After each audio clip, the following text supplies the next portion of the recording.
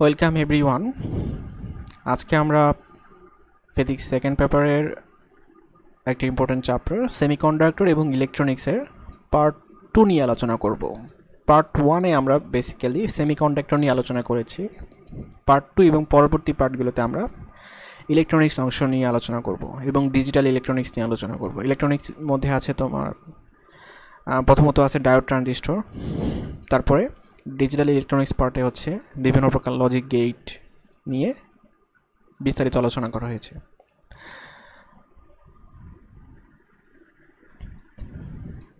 তো প্রথমে আমরা আমাদের আলোচনা শুরু করব হচ্ছে ডায়োড দিয়ে।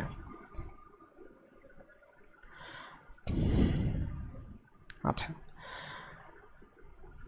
আমরা সেমিকন্ডাক্টর আলোচনায় দেখে আসছি, অর্ধপূর্বী আলোচনায় দেখে আসছি যে পি টাইপ কি, এন টাইপ কি। পি টাইপ হচ্ছে সিলিকন বা জার্মেনিয়ামের সাথে যদি আমি একটা ত্রিযোজী মৌল মেশাই সেটা হচ্ছে পি টাইপ সেমিকন্ডাক্টরে পরিণত হয়। আর এন টাইপ হচ্ছে সিলিকন বা জার্মেনিয়ামের সাথে যদি আমি একটা পঞ্চযোজী মৌল মেশাই সেটা হচ্ছে কিসে পরিণত হয়? এন টাইপ সেমিকন্ডাক্টরে পরিণত হয়। তা আমি একটা পি টাইপ সেমিকন্ডাক্টরের সাথে যদি একটা এন টাইপ সেমিকন্ডাক্টর এভাবে যুক্ত করি,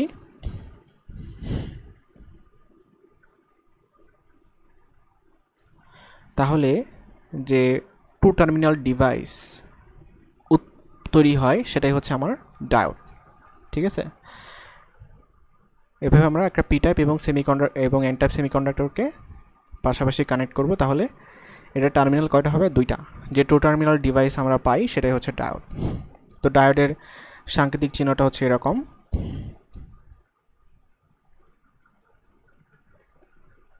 দুইটা টার্মিনাল, তো যেদিকে এরকম দাগ টানা থাকবে সেটা হচ্ছে আমার এন টাইপ, আর যেদিকে কোনো দাগ থাকবে না অপর পাশটা হচ্ছে পি টাইপ। ঠিক আছে, এটা হচ্ছে ডায়োডের সিম্বল।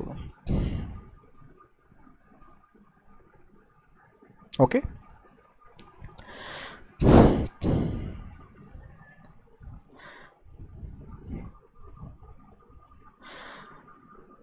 তো প্রথমে আমরা ডায়োডের বায়াসিং নিয়ে আলোচনা করব।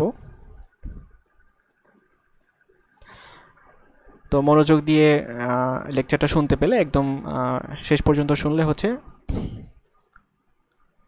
পুরোটা ক্লিয়ার বুঝতে পারবেন। ঠিক আছে, তো বায়াসিং, ডায়োডের বায়াসিং কয় রকম হইতে পারে? ডায়োডের বায়াসিং হচ্ছে দুই রকম হইতে পারে। একটা হচ্ছে ফরওয়ার্ড বায়াস,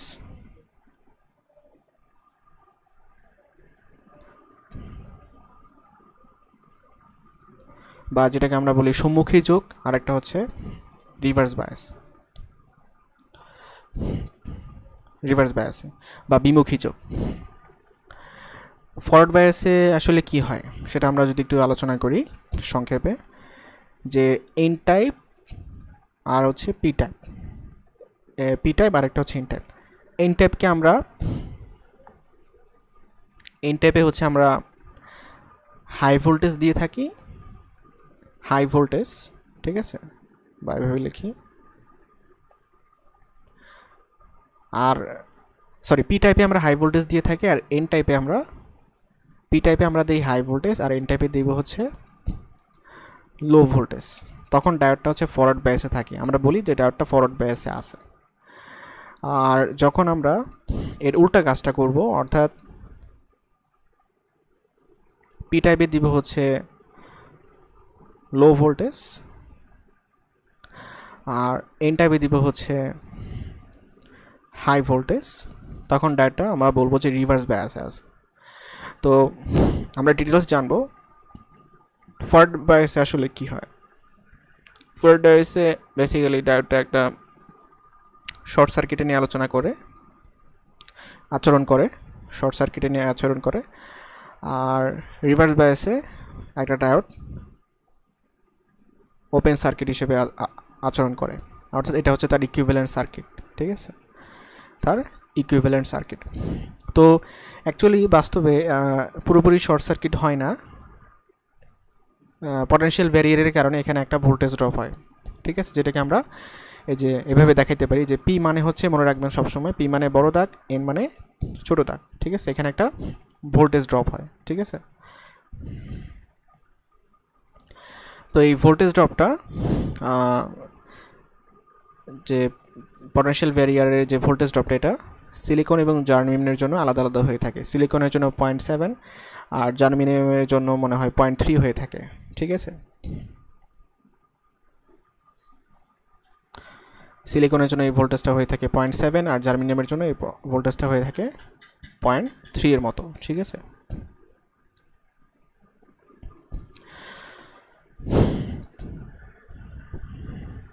তো এখন আমরা এই বায়াসিংয়ের ম্যাথ করার আগে এই ফরওয়ার্ড বায়াসে আসলে কি হয় এবং রিভার্স বায়াসে অ্যাকচুয়ালি কি হয় এটা সম্পর্কে একটু বিস্তারিত জানব, ডিটেলসে জানার চেষ্টা করব। ঠিক আছে, একদম ডিপ থেকে, সহজ ভাষায়। ঠিক আছে, আচ্ছা, প্রথমে আসতেছে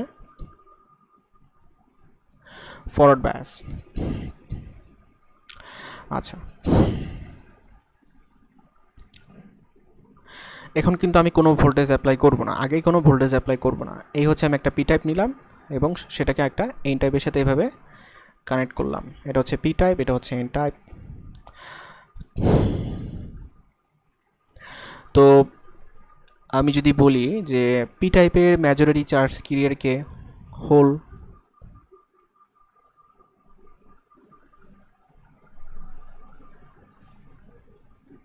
এই হচ্ছে হোল, আর এন টাইপের মেজরিটি চার্জ ক্যারিয়ারকে ইলেকট্রন।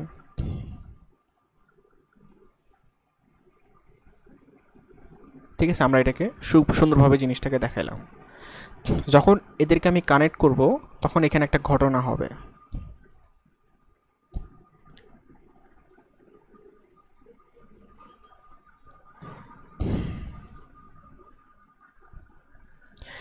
এন টাইপের যে ইলেকট্রনগুলো আছে এটা পি টাইপের হোল দ্বারা আকৃষ্ট হবে, অর্থাৎ এটা এখানে চলে যাবে, এটা এখানে চলে যাবে, এটা এখানে চলে যাবে, আবার এটা চিন্তা করি এখানে চলে যাবে, এটা এখানে চলে যাবে, এটা এখানে চলে যাবে। অর্থাৎ এখানে এই এন টাইপের যে ইলেকট্রনগুলো, এখানে ইলেকট্রন আধিক্য বেশি, এখানে ইলেকট্রন আধিক্য কম, তাহলে বেশি ঘনত্বের স্থান থেকে ইলেকট্রনগুলো কম ঘনত্বের স্থানে হচ্ছে ব্যাপিত হবে, ডিফিউজ হবে, যেটাকে আমরা বলি, এটাকে ডিফিউজ হওয়া বলি। হ্যাঁ, ডিফিউজ, চার্জগুলো ডিফিউজ হবে, হ্যাঁ, স্বতঃস্ফূর্তভাবে ডিফিউজ হবে। তো যখন ইলেকট্রনটা এদিকে এই পাশে চলে আসবে, পি টাইপ অঞ্চলে চলে আসবে, তখন এন টাইপ অঞ্চলের যে পরমাণুটা ইলেকট্রন হারিয়ে সেটা হয়ে যাবে তখন পজিটিভ চার্জ, এটাও পজিটিভ চার্জড হয়ে যাবে, পজিটিভ চার্জড হয়ে যাবে। ঠিক আছে, আর পি টাইপ অঞ্চলে ইলেকট্রন আধিক্য বেড়ে যাওয়ার কারণে, হ্যাঁ, এইখানে কিন্তু ইলেকট্রন এক্সট্রা চলে আসছে, সো এই অঞ্চলটুকু হয়ে যাবে তখন নেগেটিভ চার্জে চার্জিত।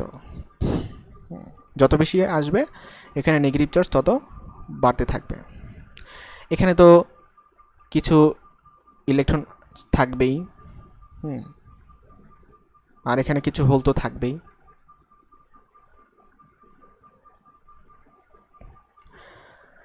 তো এখন কি ঘটনাটা হবে, এখন যে ঘটনাটা হবে, যখন এই এন টাইপের ইলেকট্রনটা এখন পি টাইপ অঞ্চলে আসতে যাবে, আসার চেষ্টা করবে, তখন এই পি টাইপ অঞ্চলের যে নেগেটিভ চার্জ তৈরি হয়েছে সেটা কিন্তু একে বিকর্ষণ করবে। ইলেকট্রন এই যে এই নেগেটিভ চার্জটা, এই নেগেটিভ চার্জ আয়নটা, ঋণাত্মক আয়ন যেটা, এটা কিন্তু এই আগত ইলেকট্রনকে তখন কি করবে, বিকর্ষণ করবে, একে অপরকে বিকর্ষণ করে দূরে সরায় দেওয়ার চেষ্টা করবে। ঠিক আছে, দূরে সরায় দেওয়ার চেষ্টা করবে, এর মধ্যে বিকর্ষণ হবে। বিকর্ষণ ফলে কি হবে, এই যে ব্যাপন প্রক্রিয়াটা এটা বন্ধ হয়ে যাবে, এবং সেই সাথে আরেকটা ঘটনা ঘটবে, ব্যাপন প্রক্রিয়া তো বন্ধ হয়ে যাবে, এন টাইপের যদি ইলেকট্রনটা পি টাইপ অঞ্চলে আসতে চাই, সহজে আসতে পারবে না। হ্যাঁ, এত সহজে আসতে পারবে না, তাকে একটা বাধা অতিক্রম করে আসতে হবে। ঠিক আছে, একটা দেয়াল তৈরি হয়েছে মাঝখানে, এই দেয়াল তাকে টপকায় আসতে হবে, একটা বাধাও তাকে অতিক্রম করে আসতে পারে, যেটা আমরা এখানে ফিজিক্সের ভাষায় বলতে পারি এখানে একটা বিভব প্রাচীর তৈরি হবে বা পটেনশিয়াল ব্যারিয়ার তৈরি হবে। ঠিক আছে, হ্যাঁ, এই অঞ্চলটাকে আমরা বলতে পারি ডিপ্লেশন লেয়ার। হ্যাঁ, এটাকে আমরা এভাবে চিত্রের আকারে দেখাইতে পারি, যেখানে একটা পটেনশিয়াল ব্যারিয়ার তৈরি হবে। ঠিক আছে,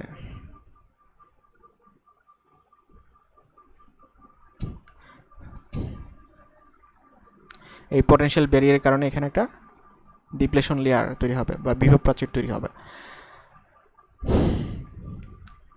আশা করি আমরা জিনিসটাকে সহজেই বুঝতে পারছি। যদি না বুঝে থাকে জিনিসটা হচ্ছে আমি আবার শুরু থেকে দেখার চেষ্টা করি, তাহলে হয়তো বা আরও ভালো করে বুঝতে পারবো। ঠিক আছে, কয়েকবার দেখার পর জিনিসটা একদম সহজে পানির মতো ক্লিয়ার হয়ে যাবে, পানির মতো সহজ হয়ে যাবে, স্বচ্ছ হয়ে যাবে। তো এই সেই চিত্রটা, এই হচ্ছে হোল, হ্যাঁ, আর এই হচ্ছে ইলেকট্রন। ঠিক আছে, তাহলে এখন পি টাইপ অঞ্চল কিন্তু নেগেটিভ চার্জে চার্জিত, আর এন টাইপ অঞ্চল কিন্তু পজিটিভ চার্জে চার্জিত। ঠিক আছে, এবং মাঝখানে এখানে কি হয়েছে, এখানে একটা ডিপ্লেশন লেয়ার তৈরি হয়েছে, বা আমরা এটাকে বলতে পারি এখানে একটা পটেনশিয়াল ব্যারিয়ার তৈরি হয়েছে।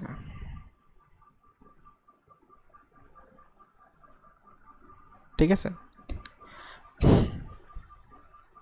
এটা হচ্ছে আমার ডিপ্লেশন লেয়ার।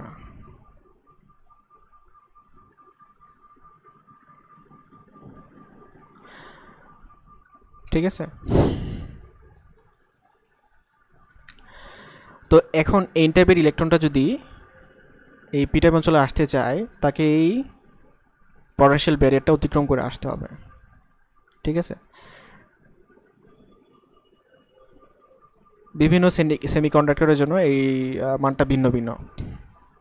আমি যে পি টাইপ এন টাইপ তৈরি করছি এটা কিন্তু একই টাইপের সিলিকন দিয়ে হইতে হবে অথবা জার্মানিয়ামে হইতে হবে। ঠিক আছে, দুইটাই সিলিকন দিয়ে হয়।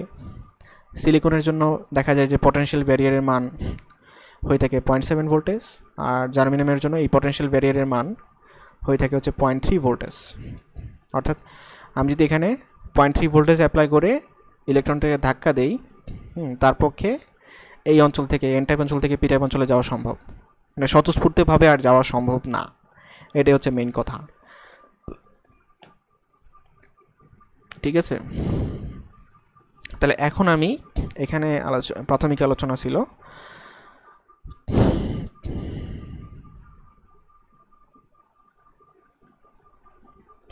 এখন আমি ফরওয়ার্ড ব্যাস আর রিভার্স ব্যাস আলোচনা করতে পারবো এখান থেকে।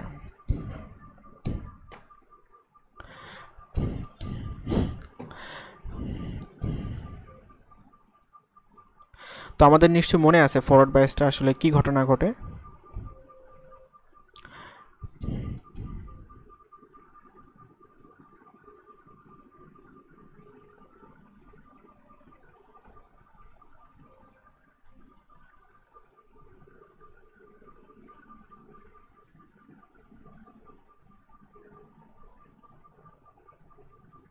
এই হচ্ছে হোলগুলো একটু বড়, ইলেকট্রনগুলো দেখাইছে এখানে। এখন কিন্তু পি টাইপ এন টাইপ কিন্তু চার্জিত। এখন ফরওয়ার্ড বাইসে আমি কি মনে আছে কি করছিলাম, এই পি টাইপে হাই ভোল্টেজ অ্যাপ্লাই করছিলাম, অর্থাৎ ব্যাটারি ধনাত্মক প্রান্তের সাথে যুক্ত করছিলাম, আর এন টাইপকে ব্যাটারি লো প্রান্তের সাথে যুক্ত করছিলাম। এর ফলে কি হবে,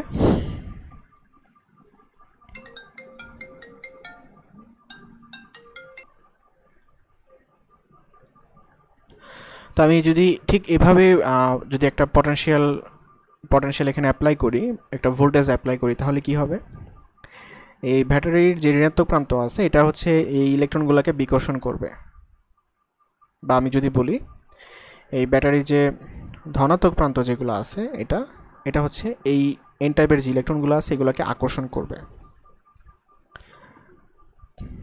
ফলশ্রুতিতে কি হবে, এই যে প্রযুক্ত ভোল্টেজের মান যদি এই পটেনশিয়াল ব্যারিয়ার, ধরলাম এটা হচ্ছে সিলিকনের, পোটেনশিয়াল বেরোনো যদি 0.7 এর চেয়ে বেশি হয়, 0.7 ভোল্টের চেয়ে আমি যদি বেশি ভোল্টেজ অ্যাপ্লাই করি, তাহলে এই ইলেকট্রন এই বাধাটা অতিক্রম করে পি টাইপ অঞ্চলে চলে আসবে। ঠিক আছে, ইলেকট্রনের বিকর্ষণটা অতিক্রম করে কোন অঞ্চলে চলে আসবে? এখান থেকে এন টাইপ অঞ্চল থেকে পি টাইপ অঞ্চলে চলে আসবে। তখন হচ্ছে খুব সহজে এখানে কি হবে, ইলেকট্রন প্রবাহিত হবে, মানে আমি বলতে পারি তার উল্টা দিকে বিদ্যুৎ প্রবাহিত হবে। মানে জিনিসটাকে আমি এভাবে ব্যাখ্যা করতে পারি যে ফরওয়ার্ড বায়াস অ্যাপ্লাই করলে এই যে ডিপ্লিশন লেয়ার যেটা আছে এটার পুরুত্ব হ্রাস পায়, কমতে কমতে কমতে কমতে একসময় নাই হয়ে যায়। ঠিক আছে, ফরওয়ার্ড বায়াসে ডিপ্লিশন লেয়ারের পুরুত্ব হ্রাস পেয়ে 0 হয়ে যায় বা নাই হয়ে যায়। ঠিক আছে, ফলশ্রুতিতে কি হয়, ফলশ্রুতিতে আমি যদি চিত্রটি একটু আঁকি,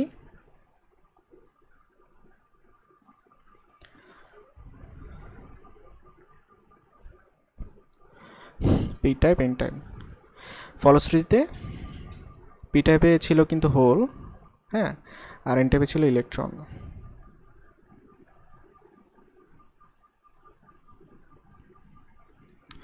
এই এন টাইপ অঞ্চলের যে ইলেকট্রনগুলো এগুলো খুব সহজে এখন কি করতে পারবে, যেহেতু বাধা দেওয়ার মতো কেউ নাই, হ্যাঁ, ডিপ্লেশন লেয়ারের পুরুত্ব 0 হয়ে গেছে, এই এন টাইপের অঞ্চলগুলো, এন টাইপের অঞ্চলের ইলেকট্রনগুলো খুব সহজেই পি টাইপ অঞ্চলে এখন প্রবাহিত হইতে পারবে, আসতে পারবে। ফলশ্রুতিতে এখানে ইলেকট্রনের প্রবাহ, সার্কিটে ইলেকট্রনের প্রবাহ তৈরি হবে, সহজ কথায় বিদ্যুৎ প্রবাহ পাওয়া যাবে। ঠিক আছে, এই হচ্ছে আমাদের ফরওয়ার্ড বায়াসিং। কিন্তু আমি যদি এটার কথা আবার চিন্তা করি, এখান থেকে যদি চিন্তা করি যে রিভার্স বায়াসে কী ঘটনা ঘটে,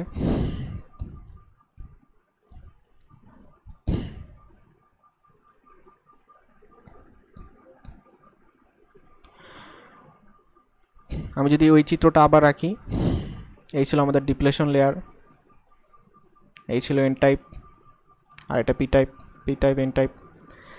পি টাইপে ছিল পজিটিভ চার্জ, পি টাইপ ছিল নেগেটিভ চার্জযুক্ত,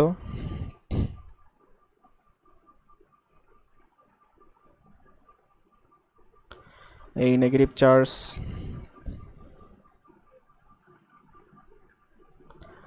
আর এন টাইপ ছিল পজিটিভ চার্জযুক্ত আয়ন, এটা হচ্ছে পজিটিভ চার্জযুক্ত আয়ন। এখানে ছিল ইলেকট্রন, আর এখানে ছিল হচ্ছে হোল। ঠিক আছে, হোল ছিল এখানে, এখানে ছিল ইলেকট্রন। তো এখন যদি আমি রিভার্স বায়াসের কথা চিন্তা করি, রিভার্স বায়াসে কিন্তু আমি পি টাইপের সাথে লো ভোল্টেজ অর্থাৎ ব্যাটারির নেগেটিভ প্রান্ত আর এন টাইপের সাথে ব্যাটারির ধনাত্মক প্রান্ত যুক্ত করছিলাম। ঠিক আছে, এর ফলে কি হবে, এই যে এন টাইপের যে ইলেকট্রনগুলা এগুলো হচ্ছে ব্যাটারির ধনাত্মক প্রান্ত দ্বারা আকর্ষিত হবে, ফলশ্রুতিতে সব যে নেগেটিভ চার্জ আছে সব এখানে গিয়ে জমা হবে, আর হোলগুলা ব্যাটারির নেগেটিভ প্রান্ত দ্বারা আকর্ষিত হবে। হ্যাঁ, সবগুলো হোল গিয়ে এখানে জমা হবে। তখন আসলে দেখা যাবে যে আলটিমেটলি এই ডিপ্লেশন লেয়ার যেটা আছে এটার পুরুত্ব উল্টা আরও বেড়ে গেছে।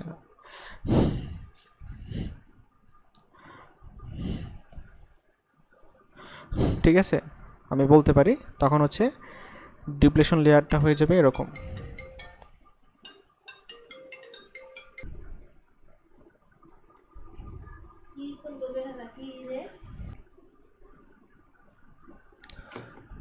অর্থাৎ এখানে যেটা হবে যে এখানে আমাদের ডিপ্লেশন লেয়ারের পুরুত্বটা বেড়ে যাবে।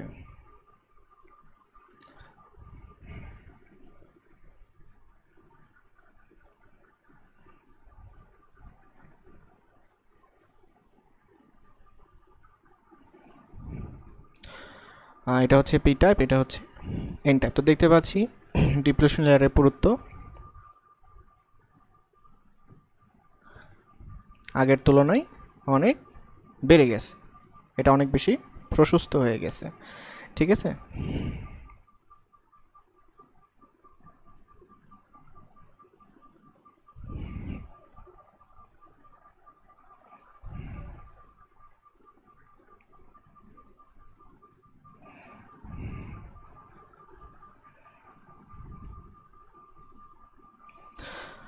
তো দ্যাটস ওয়াই যেটা হবে, এখানে আমরা কোনো ইলেকট্রনের প্রবাহ পাবো না, দ্যাটস ওয়াই এখানে এক প্রকার তড়িৎ প্রবাহ পাওয়া যাবে না। সহজ কথায় I ইকুয়ালস টু 0। তার মানে এটার ইকুইভ্যালেন্ট সার্কিট তখন কি হয়ে যাবে, সিম্পলি একটা ওপেন সার্কিট। ঠিক আছে, এটার অর্থাৎ এখানে আমরা কোনো তড়িৎ প্রবাহ পাবো না। তাহলে ডায়োড ফরওয়ার্ড বায়াসে তড়িৎ প্রবাহ পাওয়া যায়, আর রিভার্স বায়াসে কোনো তড়িৎ প্রবাহ পাওয়া যায় না। তাহলে এই কনসেপ্টের আলোকে আমরা এখন ডায়োডের কতগুলো সহজ কিন্তু সুন্দর কিছু ম্যাথ করব। ঠিক আছে, ডায়োডের ম্যাথ। তো প্রথমে আমরা সবচেয়ে ইজি একটা এক্সাম্পল করে নিই। এটা হচ্ছে একটা, ধরলাম এটা হচ্ছে একটা সিলিকন ডায়োড। আচ্ছা, সিলিকন ডায়োডের পি টাইপে হচ্ছে আমি দিলাম হচ্ছে 5 ভোল্টেজ। ঠিক আছে, আর এখানে এন টাইপে একটা রোদ কানেক্ট করলাম, আর 10 কিলো ওহমের একটা রোদ কানেক্ট করলাম, তারপরে কি করলাম, এটাকে গ্রাউন্ড করে দিলাম। তাহলে এখন আমাকে বের করতে হবে যে এটার মধ্যে রোদের মধ্য দিয়ে তড়িৎ প্রবাহটা কত, সেটা বের করতে হবে। তো কিভাবে আমরা এটাকে সলভ করব, প্রথমে আমাকে চিন্তা করতে হবে যে এই ডায়োডটা ফরওয়ার্ড বায়াসে আছে না কি রিভার্স বায়াসে আছে। তো চিন্তা করি পি টাইপ, এটা হচ্ছে ইন টাইপ। পি টাইপে 5 ভোল্টেজ মানে হাই ভোল্টেজ, আর ইন টাইপে 0 ভোল্টেজ তার মানে লো ভোল্টেজ অ্যাপ্লাই করতেছি, তার মানে এটা ফরওয়ার্ড বায়াসে আছে। তো ফরওয়ার্ড বায়াসে যদি থাকে তাহলে এটার ইকুইভ্যালেন্ট সার্কিটটা কীরকম হবে। হ্যাঁ, আমি যদি এখানে দেখাই, পি টাইপ মানে কি বড় দাগ, এন টাইপ মানে ছোটো দাগ।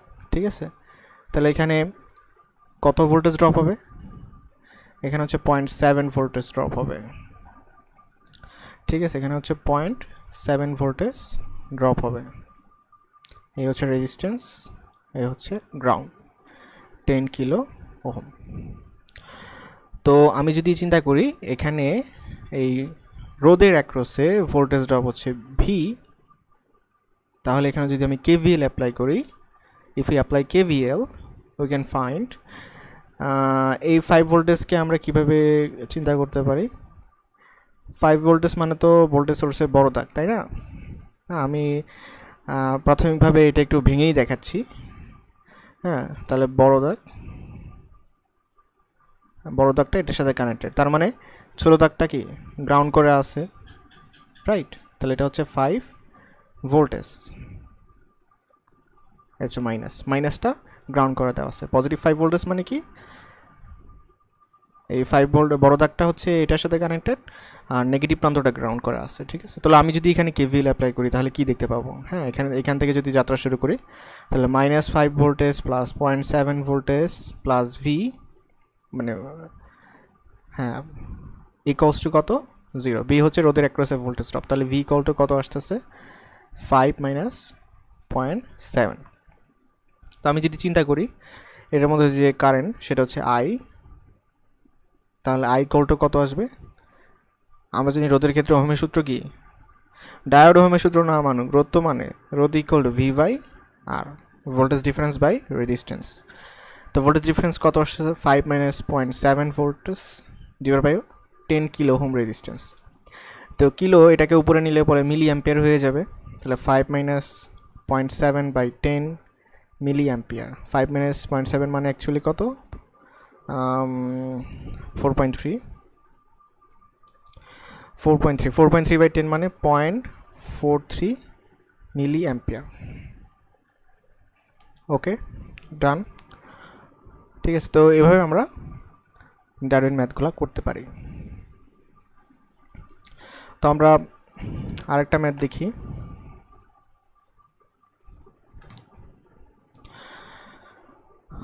এই হচ্ছে আমাদের ডায়োড।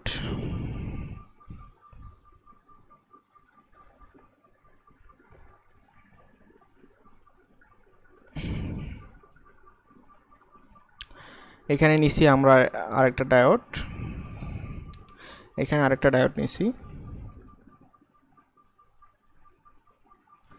নিয়ে এটাকে 10 কিলো ওহমের সাথে কানেক্ট করছি। ঠিক আছে, এই হচ্ছে আমাদের +8 ভোল্টেজ।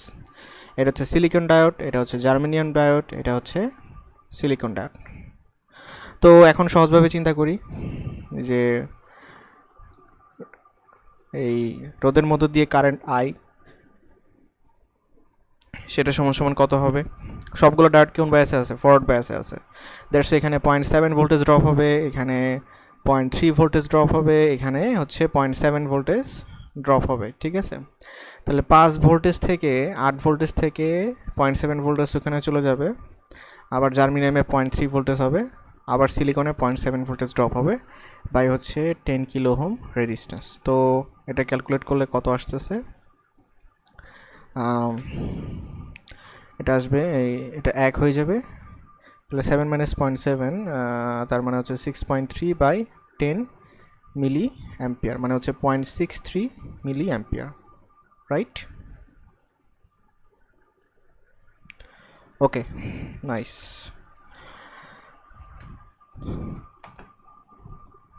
আমরা আরেকটা ম্যাথ করি।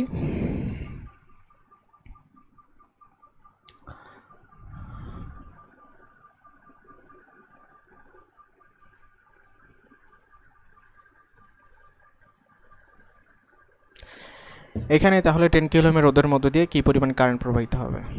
তো প্রথমে আমাদের দেখতে হবে ডাটা ফরওয়ার্ড বায়াসে আছে নাকি রিভার্স বায়াসে আছে। তো এটা হচ্ছে পি টাইপ, এটা হচ্ছে এন টাইপ। এখানে যে দাগ আছে তাহলে মানে কি এটা এন টাইপ, তাহলে এন টাইপে হাই ভোল্টেজ আর পি টাইপে লো ভোল্টেজ। এন টাইপে হাই ভোল্টেজ, পি টাইপে লো ভোল্টেজ, তাহলে ডায়োডটা কি এখন একটা ওপেন সার্কিটের মতো আচরণ করবে। ঠিক আছে,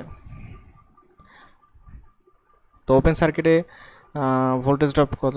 ওপেন সার্কিট হইলে মানে যদি এরকম হয় তার মানে এখানে কোনো তড়িৎ প্রবাহিত হবে না। ঠিক আছে, ওপেন সার্কিটে কোনো তড়িৎ প্রবাহিত হবে না। আমরা আরেকটা ম্যাথ করি।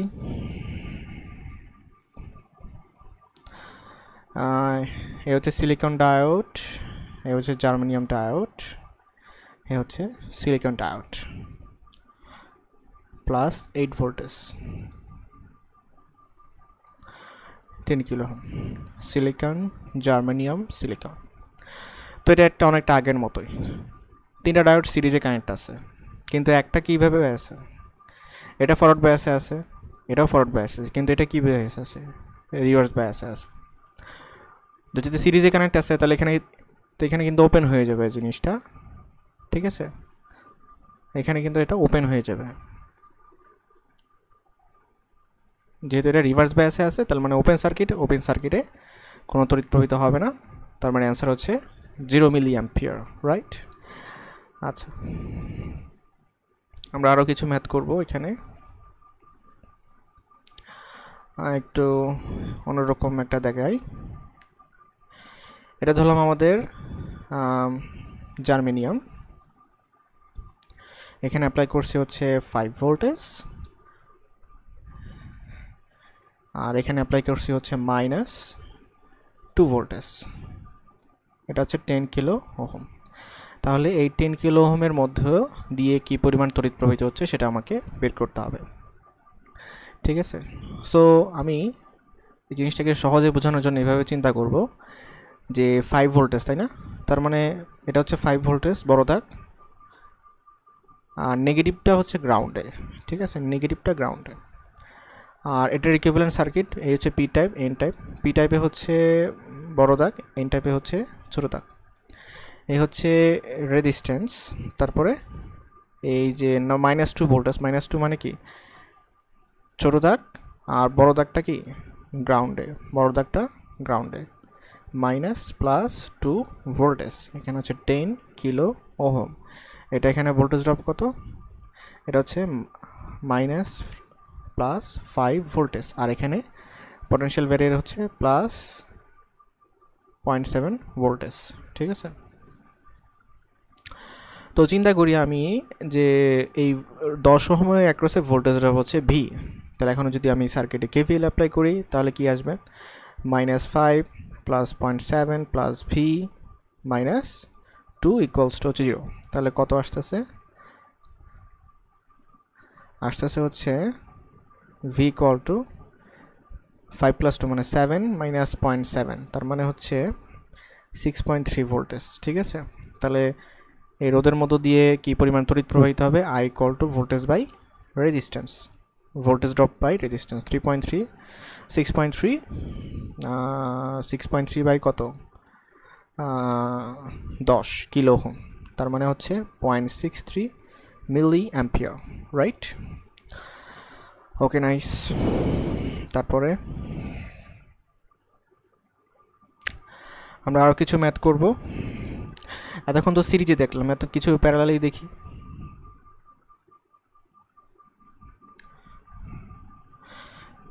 চিন্তা করি, +10 ভোল্টেজ, দুটা সিলিকন ডট এভাবে সমান্তরালে যুক্ত আছে, ঠিক আছে?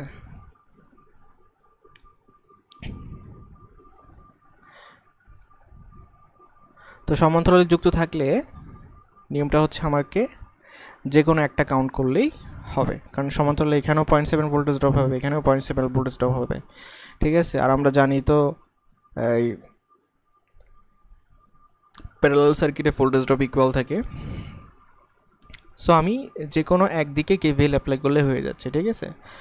এইদিকে যদি কেভিএল অ্যাপ্লাই করি তাহলেই হয়ে যাচ্ছে, ঠিক আছে? তার মানে এখানে 10 থেকে 0.7 ভোল্টেজ হচ্ছে সিলিকনের অ্যাক্রসে ড্রপ হবে, আর এখানে ড্রপ হবে তাহলে কত? 10 থেকে 0.7 চলে গেলে 10 - 0.7 হুইচ ইজ ইকুয়াল টু হচ্ছে 9.3 ভোল্টেজ।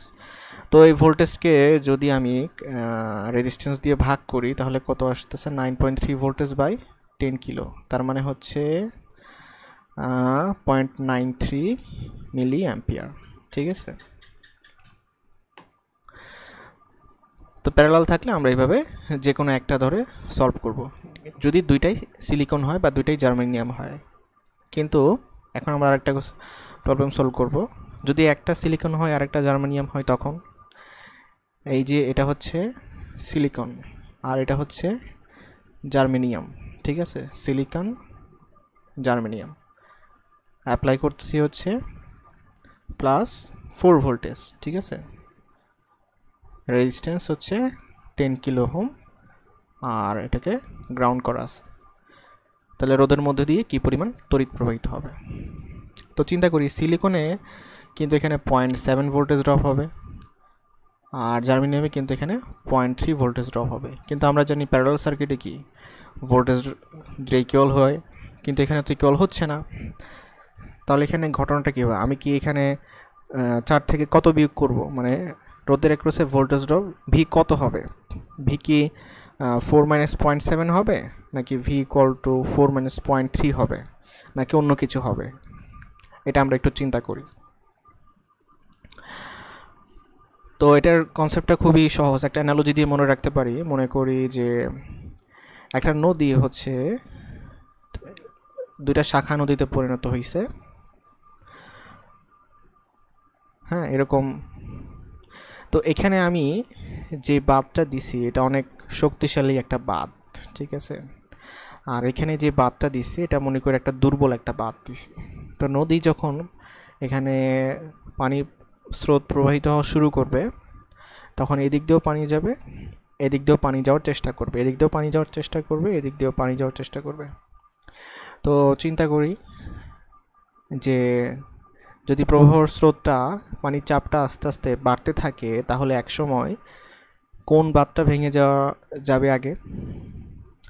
অবশ্যই যেই বাঁধটা দুর্বল, কম শক্তিশালী, সেই বাঁধটা আগে ভেঙে যাবে। আর বাঁধটা যখন ভেঙে যাবে, হ্যাঁ, তখন স্রোতটা হচ্ছে এদিক দিয়ে প্রবাহিত হওয়া শুরু করবে, ঠিক আছে? ওইটার কোনো ইফেক্ট থাকবে না, ওইখানে মানে অফ হয়ে যাবে সেটা, হ্যাঁ।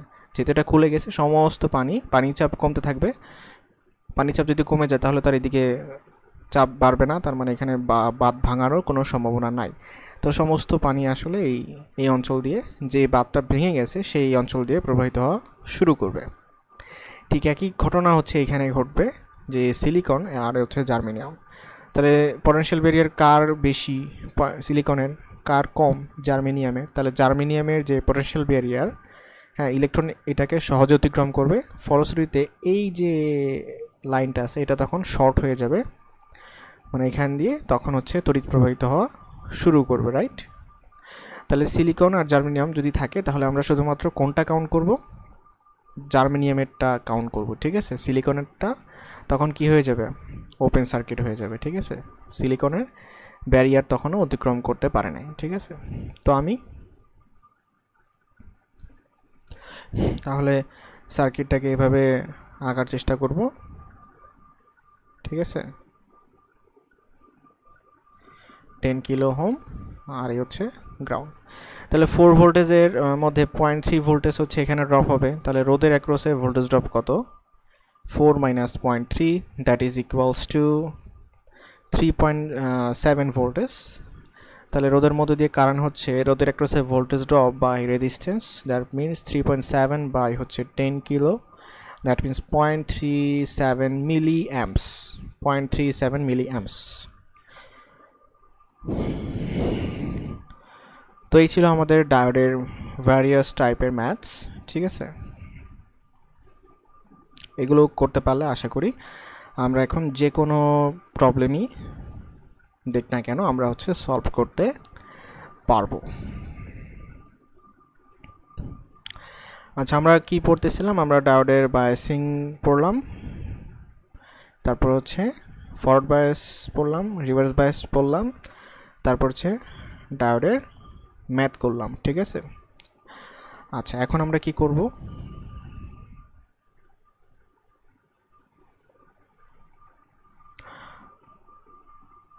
এখন আমরা ডায়োডের বাকি আলোচনাটুকু করব। এখন আমরা বেসিক্যালি আলোচনা করব হচ্ছে পিএন জাংশন ডায়োডের বৈশিষ্ট্য।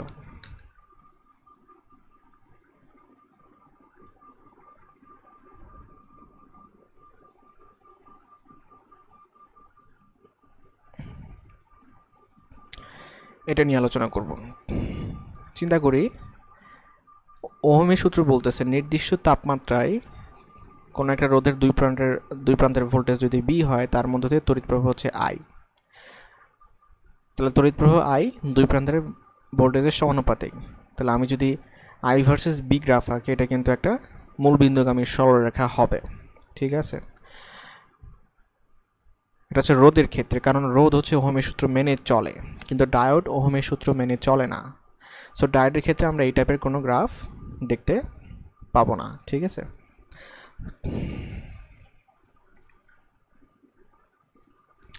তো ডায়োডের ক্ষেত্রে গ্রাফটা অ্যাকচুয়ালি কীরকম হবে আমি যদি চিন্তা করি, ফরওয়ার্ড বায়াসের ক্ষেত্রে এদিকে হচ্ছে অ্যাপ্লাইড ভোল্টেজ ফরওয়ার্ড বায়াসে, এদিকে হচ্ছে কারেন্ট মিলি অ্যাম্পিয়ারে, ঠিক আছে, ভোল্টে। যদি চিন্তা করি এটা হচ্ছে আমার সিলিকনের ডায়োড, হ্যাঁ আমি ধরে নিলাম এটা হচ্ছে সিলিকন ডায়োডের ক্ষেত্রে।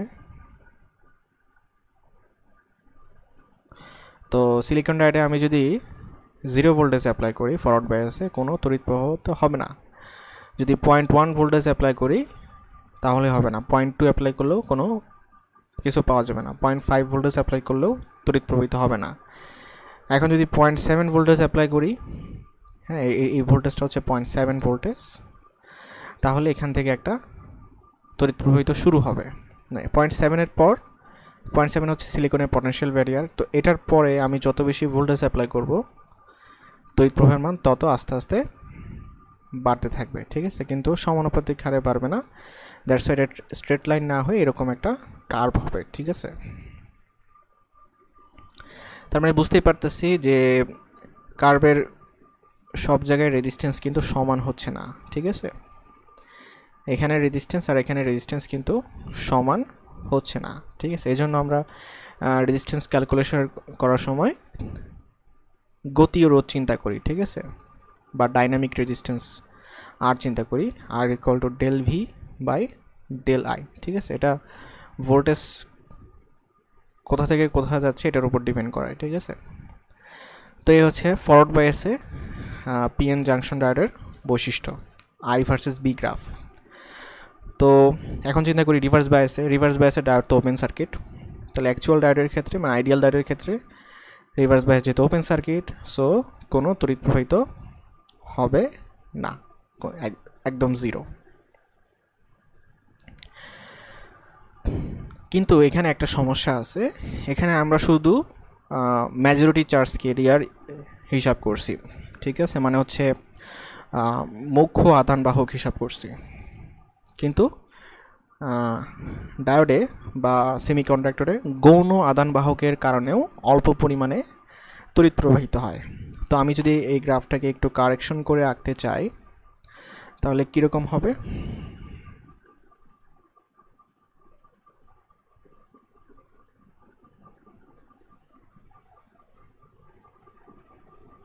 এই হচ্ছে আমাদের 0.7 ভোল্টেজ তড়িৎ প্রবাহ মিলি অ্যাম্পিয়ার, আর এই হচ্ছে applied voltage, forward voltage volt এককে। তো ফরওয়ার্ড বায়াসে 0.7 এর আগ পর্যন্ত একটা ক্ষুদ্র তড়িৎ প্রবাহ পাওয়া যাবে। এটা অ্যাকচুয়ালি মাইনরিটি চার্জ ক্যারিয়ারের কারণে, গৌণ আধানবাহকের কারণে। তারপর 0.7 এর চেয়ে বেশি হলে আমরা মুখ্য আধানবাহকের কারণে তড়িৎ প্রবাহ পাবো, ঠিক আছে। এরপর যদি রিভার্স বায়াসে চিন্তা করি, রিভার্স বায়াসেও সেম ঘটনা ঘটবে। মুখ্য আধানবাহকের কারণে কোনো তড়িৎ প্রবাহিত পাওয়া যাবে না, কিন্তু গৌণ আধানবাহকের কারণে মাইক্রো অ্যাম্পিয়ার রেঞ্জে খুবই অল্প পরিমাণ তড়িৎ প্রবাহ পাওয়া যাবে, ঠিক আছে। সো আমরা জিনিসটাকে এভাবে দেখাবো।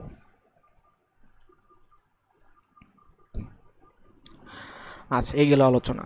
এরপরে আরেকটা আলোচনা আছে, সেটা হচ্ছে জেনার ডায়োডের ক্ষেত্রে। জেনার ডায়োড হচ্ছে একটা বিশেষ প্রকার ডায়োড। জেনার ডায়োডের সংকেত হচ্ছে এরকম, এখানে একটু আমরা বাঁকাই লিখি এভাবে, ঠিক আছে। তো এই সকল ডায়োডের ক্ষেত্রে গ্রাফটা ফরওয়ার্ড বায়াসে নর্মাল ডায়োডের মতোই হয়, কিন্তু রিভার্স বায়াসে একটা ঘটনা ঘটে, ঠিক আছে। আমি এই জিনিসটাকে একে দেখাচ্ছি আবার।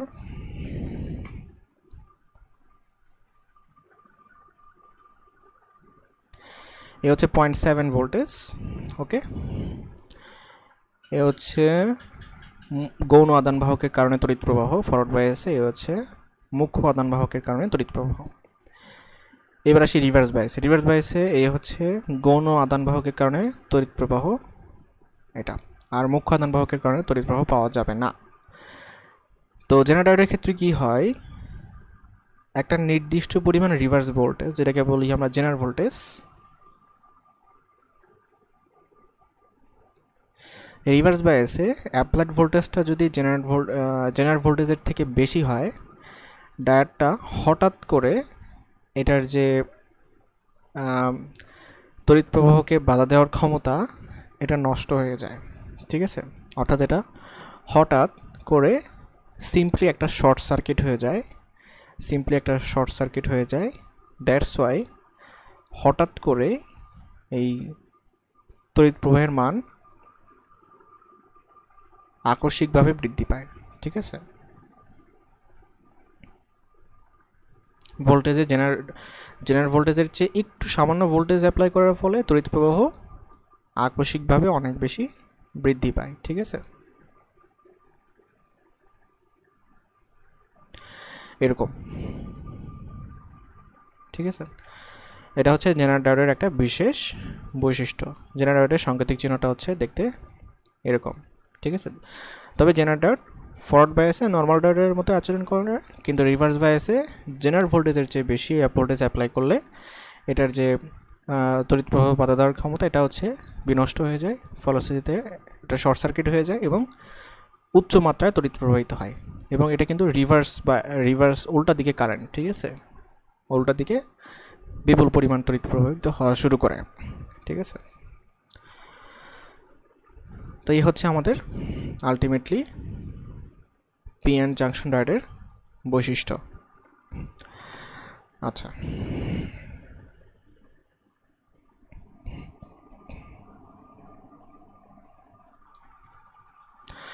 আমরা এখন ডায়োডের ব্যবহার নিয়ে আলোচনা করব।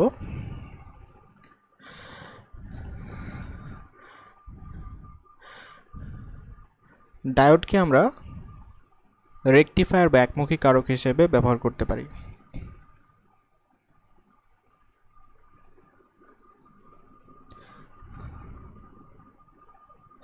জিনিসটা কীরকম, আমরা যদি এসি ভোল্টেজ চিন্তা করি, এসি হচ্ছে এরকম দ্বিমুখী তড়িৎ প্রবাহ, অল্টারনেটিং কারেন্ট, বা এরকম এটাকে আমরা সাইনোসয়েডাল ওয়েভ আকারে দেখাতে পারি, ঠিক আছে। এটা হচ্ছে এসি প্রবাহ বা দ্বিমুখী প্রবাহ বলা যায়, দ্বিমুখী প্রবাহ, ঠিক আছে। আচ্ছা, আর যদি এরকম ঘটনা হয়, এরকম, অথবা এরকম একবার পালস পাওয়া যাবে আর একবার পাওয়া যাবে না, আর একবার পাওয়া যাবে আর একবার পাওয়া যাবে না, ঠিক আছে? তো এরকম হইলে আমরা এটাকে বলি একমুখী প্রবাহ। হ্যাঁ, একমুখী প্রবাহ। এটা কিন্তু ডিসি না, এটা হচ্ছে একমুখী প্রবাহ। আর একমুখী প্রবাহকে আরও মডিফাই করে এটাকে ডিসি প্রবাহতে পরিণত করা যায়, ঠিক আছে? এই যে স্ট্রেট লাইনটা, এটাই হচ্ছে কি ডিসি প্রবাহ। হ্যাঁ, ভোল্টেজ হইতে পারে, কারেন্ট হইতে পারে, বুঝতে পারছো জিনিসটা? এটা কারেন্টও হইতে পারে, ভোল্টেজ হইতে পারে। তো দেখতে জিনিসটা এরকম হবে, স্ট্রেট লাইন। তাহলে আমরা প্রথমত বুঝতে পারলাম যে ডিসি প্রবাহ আর এসি প্রবাহের মধ্যে পার্থক্য কী, আর হচ্ছে একমুখী প্রবাহ জিনিসটা কি। তো ডায়োডের কাজ হচ্ছে এইটা, রেকটিফিকেশন হচ্ছে এটা, যে রেকটিফিকেশনের ফলে নয় এটা হবে, না হয় এটা হবে। নয় একটা ডায়োড এসি প্রবাহটা দ্বিমুখী প্রবাহটা একমুখী প্রবাহে পরিণত হবে, ঠিক আছে?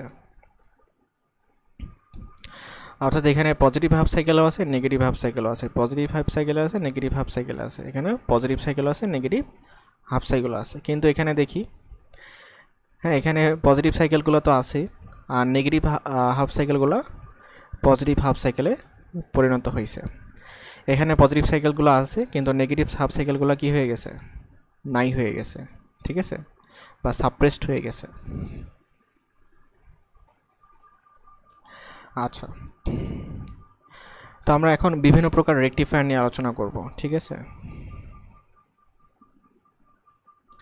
রেকটিফায়ার অনেকভাবে তৈরি করা যেতে পারে।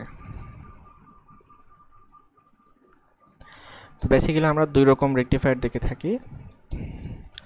একটা হচ্ছে হাফ ওয়েভ রেকটিফায়ার,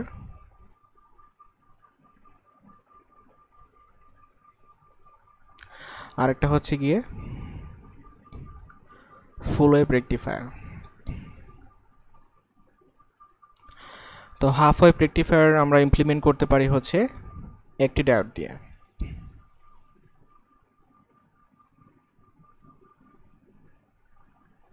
ঠিক আছে? আর ফুল ওয়েভ রেকটিফায়ার আমরা দুইভাবে তৈরি করতে পারি। একটা হচ্ছে দুটি ডায়োড দিয়ে, ইউজিং 2 ডায়োডস, আর একটা হচ্ছে 4টি ডায়োড দিয়ে।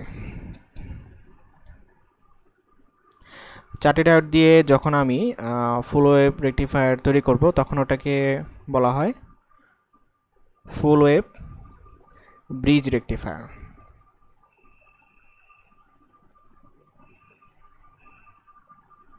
সেটাকে বলা হয় ফুল ওয়েভ ব্রিজ রেকটিফায়ার। তো আমরা এখন প্রত্যেকটা চিত্র এঁকে জিনিসটা বোঝার চেষ্টা করব, রেকটিফিকেশন প্রসেসটা আসলে কীরকম হয়ে থাকে।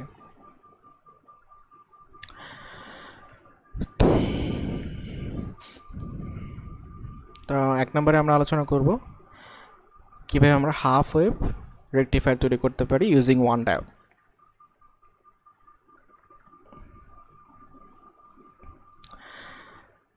Half wave rectifier using 1 diode. So চিন্তা করি, এখানে হচ্ছে আমাদের একটা ডায়োড নিলাম, এখানে হচ্ছে রেজিস্ট্যান্স,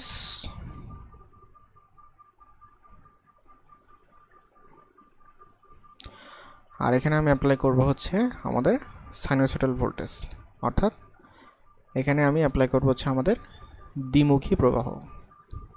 ওকে,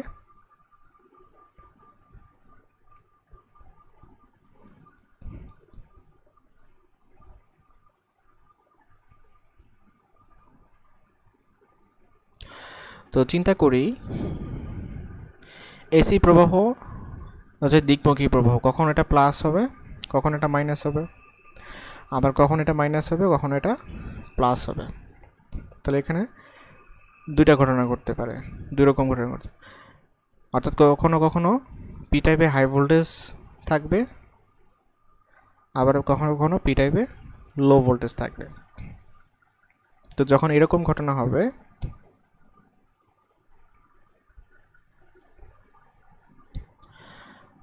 আমি একটু দেখাই চিত্রকে, এরকম পি টাইপে হাই ভোল্টেজ, এন টাইপে লো ভোল্টেজ। তখন ডায়োডটা বেসিক্যালি কিসের মতো আচরণ করবে, শর্ট সার্কিটের মতো আচরণ করবে, কিন্তু সিম্পলি এখানে একটা ড্রপ হবে, ঠিক আছে। তার মানে এখানে তখন এখানে রোধের অ্যাক্রসে একটা ভোল্টেজ পাওয়া যাবে, তাহলে পজিটিভ হাফ সাইকেলে এখানে একটা ভোল্টেজ পাওয়া যাবে। কিন্তু যদি চিন্তা করি, এটা হচ্ছে ফরওয়ার্ড বায়াস, তাই না, ফরওয়ার্ড বায়াস। কিন্তু যদি চিন্তা করি নেগেটিভ হাফ সাইকেলে, এখানে হচ্ছে মাইনাস, এখানে হচ্ছে প্লাস, হ্যাঁ এখানে হচ্ছে মাইনাস, এখানে হচ্ছে প্লাস, তাহলে পি টাইপে নেগেটিভ ভোল্টেজ, এন টাইপে হাই ভোল্টেজ। তখন ডায়োডটা কী হয়ে যাবে, ওপেন সার্কিটের মতো ন্যায় আচরণ করবে। আর ডায়োডটা যখন ওপেন সার্কিটের মতো আচরণ করে, অর্থাৎ রিভার্স বায়াসে যদি ডায়োডটা ওপেন সার্কিটের মতো আচরণ করে, তাহলে কোনো তড়িৎ প্রবাহ পাওয়া যাবে না। আর যদি এখানে তড়িৎ প্রবাহ না পাওয়া যায়, তাহলে এখানে চিন্তা করি ভি ইকুয়াল টু কত, আই আর আই তো জিরো, তাহলে এখানে কত ভোল্টেজ পাওয়া যাবে, জিরো ভোল্টেজ। মানে সমস্ত ভোল্টেজটাই হচ্ছে তখন ডায়োডের অ্যাক্রসে গিয়ে ড্রপ হবে, ঠিক আছে। হ্যাঁ এখানে যে ভোল্টেজটা আছে এখানে গিয়ে ড্রপ হবে, ঠিক আছে।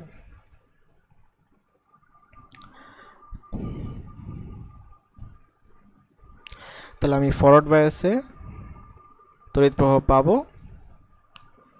আর রিভার্স বায়াসে কোনো তড়িৎ প্রবাহ পাওয়া যাবে না। দ্যাট মিন্স রোধের অ্যাক্রসে ভোল্টেজ ড্রপ জিরো।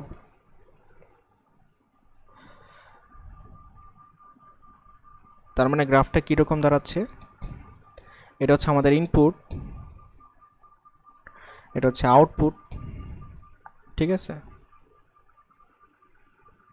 এটা হচ্ছে আমাদের ইনপুট ভোল্টেজ, আর এটা হচ্ছে আউটপুট ভোল্টেজ, ঠিক আছে। তো ইনপুট ভোল্টেজে আমরা কি অ্যাপ্লাই করছি, একটা সাইনোসয়েডাল এসি ওয়েভ, ঠিক আছে। আর আমরা রোধের অ্যাক্রসে কি নিছি, রেজিস্ট্যান্সের অ্যাক্রসে আউটপুট ভোল্টেজ ক্যালকুলেট করব এখন। তো যখন ডায়োডটা এই যে পজিটিভ হাফ সাইকেলে থাকবে, ফরওয়ার্ড বায়াসে থাকবে, তখন এখানে আমি তড়িৎ প্রবাহ পাবো, দ্যাটস ওয়াই রোধের অ্যাক্রসে ভোল্টেজ ড্রপ হবে, ঠিক আছে। তাহলে মানে ফরওয়ার্ড বায়াসে আমি তড়িৎ প্রবাহ পাচ্ছি। কিন্তু যখন রিভার্স বায়াসে চলে যাবে, তখন সার্কিটটা ওপেন হয়ে যাবে, কারেন্ট জিরো মানে ভোল্টেজ ড্রপ জিরো, তার মানে আমি ডায়োডের অ্যাক্রসে কোনো ভোল্টেজ ড্রপ এখানে পাবো না। আবার ফরওয়ার্ড বায়াসে আসবে, ভোল্টেজ ড্রপ পাওয়া যাবে, রিভার্স বায়াসে আসলে ভোল্টেজ ড্রপ পাওয়া যাবে না। এই হচ্ছে আমাদের ফুল ওয়েভ রেকটিফায়ার। কারণ হচ্ছে দেখো এখানে এটা ছিল দ্বিমুখী প্রবাহ, এটা একমুখী প্রবাহে পরিণত হচ্ছে, কিন্তু আমি শুধুমাত্র পজিটিভ হাফ সাইকেলগুলো পাচ্ছি, নেগেটিভ হাফ সাইকেলে কোনো ভোল্টেজ ড্রপ এখানে হচ্ছে না। এর জন্য এটাকে বলা হয় হাফ ওয়েভ রেকটিফায়ার। ওকে, আচ্ছা এখন আমরা দুইটা ডায়োড দিয়ে ফুল ওয়েভ রেকটিফায়ার ডিজাইন করব।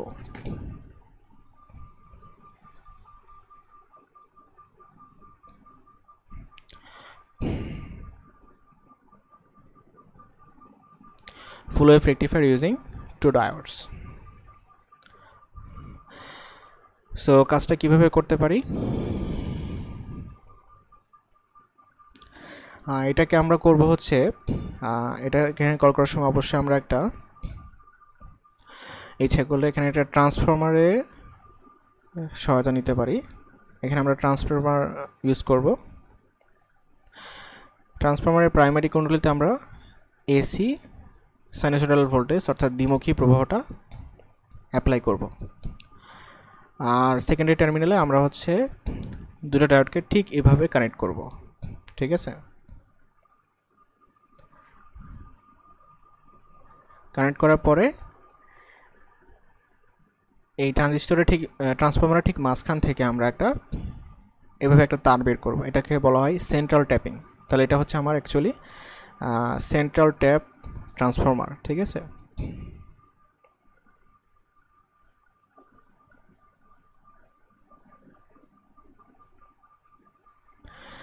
তো সেন্ট্রাল টাইপের ট্রান্সফর্মার থেকে নিয়ে এখানে একটা লাইন নিয়ে তারপর এখানে একটা রেজিস্ট্যান্স আমি কানেক্ট করে দিব, ঠিক আছে। আমার এটা একটা এখানে যদি আমি এসি প্রবাহ বা দ্বিমুখী প্রবাহ ইউজ করি, আমি চাচ্ছি আউটপুটে অর্থাৎ রোদের অ্যাক্রসে কি আসুক, যে ভোল্টেজটা ড্রপ হবে সেটা একমুখী হোক। এটার অর্থ হচ্ছে রোদের মধ্য দিয়ে সব সময় একই দিকে তড়িৎ প্রবাহিত হবে, নয় বাম দিকে নয় ডান দিকে, সব সময় একই দিকে তড়িৎ প্রবাহিত হবে, ঠিক আছে। আমি আগে এখানে লিখতে চাই না, কিন্তু সব সময় কি একই দিকে তড়িৎ প্রবাহিত হবে, দুই দিকে তড়িৎ প্রবাহিত হইলে হবে না, ঠিক আছে। একই দিকে তড়িৎ প্রবাহিত হওয়া মানে কি, এটা রেকটিফাইড হয়ে যাওয়া, ঠিক আছে। সবসময় একই দিকে তড়িৎ প্রবাহিত হবে। তো দেখা যাক হয় কি না। এটা হচ্ছে ডায়োড D1, এটা ডায়োড D2। তো কখনো এটা প্লাস, কখনো এটা মাইনাস, আবার কখনো মাইনাস প্লাস, এরকম থাকবে। অর্থাৎ হ্যাঁ, ডায়োডগুলো কখনো ফরওয়ার্ড বায়াস পাবে, কখনো রিভার্স বায়াস পাবে। তো এটা যখন সেন্ট্রাল টাইপ ট্রান্সফরমারে যাবে তখন যদি প্রথমে এখানে প্লাস হয় এখানে মাইনাস হয়, হ্যাঁ আমরা এটা বাদ দিচ্ছি। আমরা ইচ্ছা করলে এখানে আরেকটা চিত্র এঁকে জিনিসটা বুঝাবো আর কি।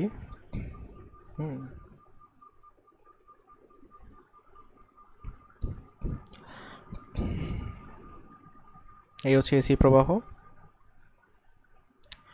এই হচ্ছে সেন্ট্রাল টাইপ ট্রান্সফরমার। সেকেন্ডারি কুণ্ডলীতে এরকম দুইটা ডায়োড, রেজিস্ট্যান্স, ডায়োড। ওকে, নাইস। তো এখানে যখন আমি ভোল্টেজ অ্যাপ্লাই করবো তখন এটা কিন্তু সেন্ট্রাল টাইপের দুইটা ভোল্টেজে ভাগ হয়ে যাবে, ঠিক আছে। তো ভাগের সময় যেহেতু এটা সিরিজে কারেন্ট আছে, তার মানে চিন্তা করতে হবে এটা প্লাস ভোল্টেজ, এটা মাইনাস ভোল্টেজ, তাহলে এটা হবে প্লাস, এটা হবে মাইনাস, ঠিক আছে। অর্থাৎ সেকেন্ডারি কুণ্ডলীর ভোল্টেজটা দুইটা ভাগে ভাগ হয়ে যাবে, ঠিক আছে, দুইটা ভাগে ভাগ হয়ে যাবে। তো খেয়াল করি এটা হচ্ছে পি টাইপ, এটা হচ্ছে এন টাইপ, এটা পি টাইপ, এটা হচ্ছে এন টাইপ। হ্যাঁ, তাহলে পি টাইপে আমার পড়তেছে হাই ভোল্টেজ, এন টাইপে লো ভোল্টেজ। তার মানে এটা তখন কি হয়ে যাবে, অ্যাকচুয়ালি একটা শর্ট সার্কিট হয়ে যাবে, রাইট। যদিও শর্ট সার্কিট হবে না, অ্যাকচুয়ালি এখানে একটা ভোল্টেজ ড্রপ হবে, 0.7 ভোল্টেজ ড্রপ হবে, ঠিক আছে। কিন্তু শর্ট হয়ে গিয়ে তারপরে তড়িৎ প্রবাহিত হওয়া শুরু করবে এদিক দিয়ে।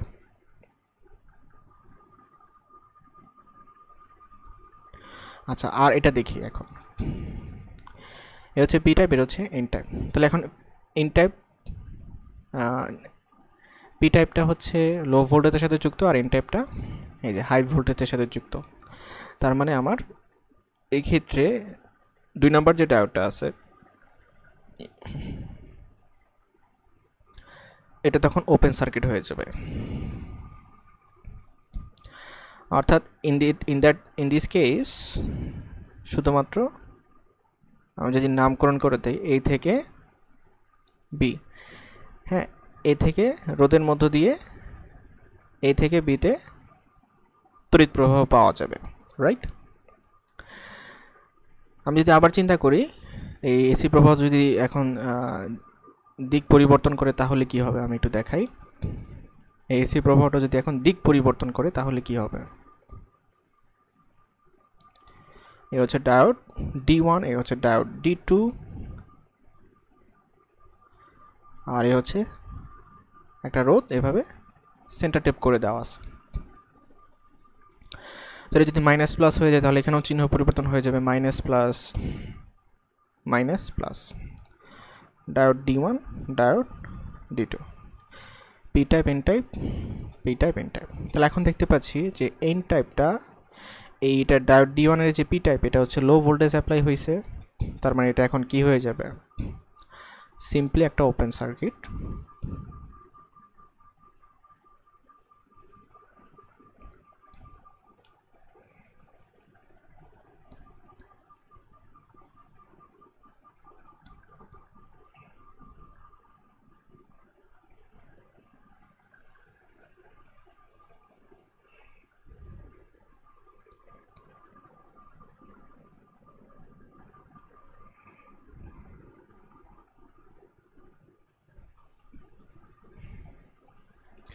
তাহলে এটা সিম্পলি একটা ওপেন সার্কিট হয়ে যাবে। আর ডায়োড D1 এ D2 তে পি টাইপে হাই ভোল্টেজ, এন টাইপে লো ভোল্টেজ, তাহলে ডায়োড D2 যেটা আছে এটা হয়ে যাবে একটা শর্ট সার্কিট।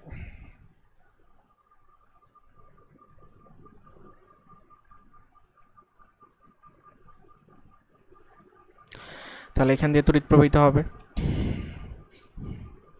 এখান দিয়ে গিয়ে এখান দিয়ে যাবে। তাহলে দেখি চিন্তা করে, আগে হচ্ছে এ থেকে বিতে তড়িৎ প্রবাহিত হইতো, অর্থাৎ ডান থেকে বামে, এখনও কিন্তু সেম ডিরেকশনে তড়িৎ প্রবাহ পাওয়া যাচ্ছে। তার মানে আমি বলতে পারি যে আমার এই রোধ, হ্যাঁ, এটা পজিটিভ হাফ সাইকেলে থাক, নেগেটিভ হাফ সাইকেলে থাক, প্লাস মাইনাস বা মাইনাস প্লাস যেটাই হোক না কেন, সবসময় এই রোধের মধ্য দিয়ে এই ডিরেকশনে তড়িৎ প্রবাহিত হয়। তার মানে এটা হচ্ছে প্লাস ভি ভোল্টেজ, ঠিক আছে। তাহলে আমি যদি এখন এটাকে গ্রাফিক্যালি রিপ্রেজেন্ট করতে চাই তাহলে কীরকম হবে?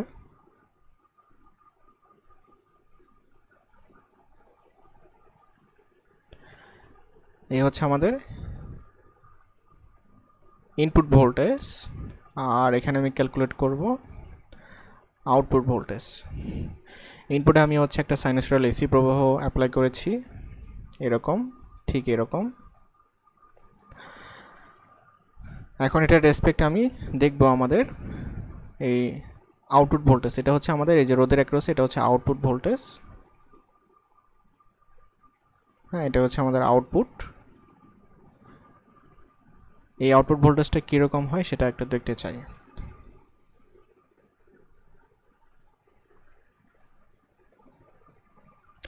তো খেয়াল করি, যখন ইনপুটে হচ্ছে ফরওয়ার্ড হাফ মানে ফার্স্ট হাফ সাইকেল থাকবে, পজিটিভ হাফ সাইকেল থাকবে, পজিটিভ হাফ সাইকেলে কিন্তু এই ঘটনা ঘটছে, অর্থাৎ ডায়োড D1টা ফরওয়ার্ড বাইসে থাকবে আর ডায়োড D2 রিভার্স বাইসে থাকবে, মানে এটা open circuit.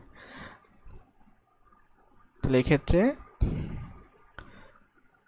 Diode D1 forward বাইসে আছে আর ডায়োড D2 রিভার্স বাইসে আছে। একইভাবে চিন্তা করি নেগেটিভ হাফ সাইকেলে কি হবে, অর্থাৎ এইখানে নেগেটিভ হাফ সাইকেলে ডায়োড D1 হচ্ছে রিভার্স বায়াসে, ডায়োড D2 তখন ফরওয়ার্ড বায়াসে, তখন এদিক দিয়ে তড়িৎ প্রবাহিত হবে এবং তড়িৎ প্রবাহটা সেম ডিরেকশনে হবে। তার মানে এখানে যদি এখানে প্লাস বি হয়, এখানেও সেম ঘটনা ঘটবে, এটাও প্লাস বি হবে, অর্থাৎ ভোল্টেজ ড্রপের সাইনটা কি হবে, চেঞ্জ হয়ে যাবে, মানে সেম থাকবে আর কি, ঠিক আছে। এখানে নেগেটিভ হাফ সাইকেলটা এখানে কি হয়ে গেল, পজিটিভ হাফ সাইকেল হয়ে গেল, কখন, যখন ডায়োড D2 ফরওয়ার্ড বায়াস। একইভাবে আবার যখন পজিটিভ হাফ সাইকেল আসবে, ডায়োড D1 তখন ফরওয়ার্ড বায়াসে, তখন এখানে পজিটিভ হাফ সাইকেল পাওয়া যাবে। আর ইনপুটের নেগেটিভ হাফ সাইকেলে থাকলে ডায়োড D2 তখন ফরওয়ার্ড বায়াসে থাকবে আর তখন আউটপুটে পজিটিভ হাফ সাইকেল পাওয়া যাবে, এভাবে চলতে থাকবে। তাহলে দেখি চিন্তা করে, এখানে কিন্তু পজিটিভ হাফ সাইকেল হোক বা নেগেটিভ হাফ সাইকেল হোক, সবগুলোরই কিন্তু আউটপুট ভোল্টেজ পাওয়া যাচ্ছে, ঠিক আছে। পজিটিভ হাফ সাইকেলগুলো তো পাওয়া যাবে, আর নেগেটিভ হাফ সাইকেলগুলোতে কি হচ্ছে, নেগেটিভ হাফ সাইকেলটা পজিটিভ মানে চিহ্ন পরিবর্তন করে পজিটিভ হাফ সাইকেল এ পরিণত হচ্ছে। এই জন্য এটাকে আমরা বলবো হচ্ছে ফুল ওয়েভ রেকটিফায়ার, ফুল ওয়েভ রেকটিফায়ার। তো ফুল ওয়েভ রেকটিফায়ারটা আমরা ইমপ্লিমেন্ট করছি হচ্ছে দুইটা ডায়োড দিয়ে।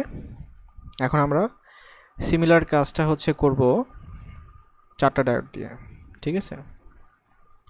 এখানে একটা অসুবিধা আছে যে এখানে আপার আউট এই সেকেন্ডারি কুণ্ডলিতে ভোল্টেজটা কিন্তু ডিভাইডেড হয়ে যাচ্ছে, রাইট। আচ্ছা, 3 নম্বরে আমরা আলোচনা করব ফুল wave bridge rectifier using 4 diodes। তো অনেকের এই চিত্র আঁকতে সমস্যা হয়, তো আমরা একটু ভালোভাবে খেয়াল করব, এমনভাবে খেয়াল করব যাতে করে চিত্রটা খুব সহজে আমরা আঁকতে পারি। তো এখানেও সিমিলার কেস, বাট আমাদের এখানে কোনো সেন্ট্রাল ট্যাপ ট্রান্সফর্মার এখানে লাগতেছে না। এরকম একটা ট্রান্সফর্মার নিব। ট্রান্সফর্মার নিয়ে আমি হচ্ছে ইনপুটে এসি ভোল্টেজ অ্যাপ্লাই করব, প্রাইমারি কুণ্ডলীতে এসি ভোল্টেজ অ্যাপ্লাই করব, আর সেকেন্ডারি ভোল্টেজে এখানে আমাকে 4টা ডায়োড এমনভাবে আঁকতে হবে যাতে করে রোধের মধ্য দিয়ে সবসময় একই ডিরেকশনে, সেম ডিরেকশনে তড়িৎ প্রবাহিত হয়। চিন্তা করি, প্রথমত আমার এটা হচ্ছে রোধ, তাহলে রোধের মধ্য দিয়ে কারেন্ট যখন এদিক দিয়ে আসবে, এদিক দিয়ে এসে কারেন্টটা এদিক দিয়ে যাবে, এদিক দিয়ে যাবে, তারপর আবার এদিক দিয়ে ফেরত আসবে। ওকে, আবার যখন এটা এদিক ডিরেকশন চেঞ্জ করবে তখন কারেন্টটা এদিক দিয়ে আসবে, এদিক দিয়ে এসে এদিক দিয়ে যাবে, তারপরে এদিক দিয়ে যাবে সেম ডিরেকশনে, ঠিক আছে? না হলে তো রেকটিফাই হইল না। তারপরে এদিক দিয়ে চলে যাবে, ঠিক আছে? তো এই জন্য আমরা এইভাবে আঁকবো। এখানে ডায়োডটা হচ্ছে এরকম হবে, এটা হচ্ছে ডায়োড D1, আর এখানে ডায়োডটা এরকম হবে, এটা হচ্ছে ডায়োড D2, এখানে ডায়োডটা এরকম হবে, এটা হচ্ছে ডায়োড, না এটাকে D3 ধরি, এটাকে ধরি D2, আর এটাকে ধরি হচ্ছে D4, ঠিক আছে? তাহলে দেখতে পাই যে আমার সব ফরওয়ার্ড বাইসে থাক, মানে পজিটিভ হাফ সাইকেলে থাক বা নেগেটিভ হাফ সাইকেলে থাক, এই রোধের মধ্য দিয়ে সবসময় একই দিকে ভোল্টেজ ড্রপ হয়, ঠিক আছে? সেম ডিরেকশনে ভোল্টেজ ড্রপ হবে। ওকে, সেম ডিরেকশনে ভোল্টেজ ড্রপ হবে। তো আমি জিনিসটা এখন হচ্ছে কীভাবে ব্যাখ্যা করবো সেটাই দেখাচ্ছি। হ্যাঁ, যে ডায়োড D1 এবং D2 যখন ফরওয়ার্ড বাইসে থাকবে বাকি দুটো রিভার্স বাইসে, আবার D2 D4 যদি ফরওয়ার্ড বাইসে থাকে বাকিগুলো রিভার্স বাইসে থাকে, সেটাই আমাকে এখন দেখাইতে হবে, ঠিক আছে? তো আমি দুইটা চিত্রের সাহায্যে জিনিসটাকে খুব সহজে এক্সপ্লেন করতে পারবো।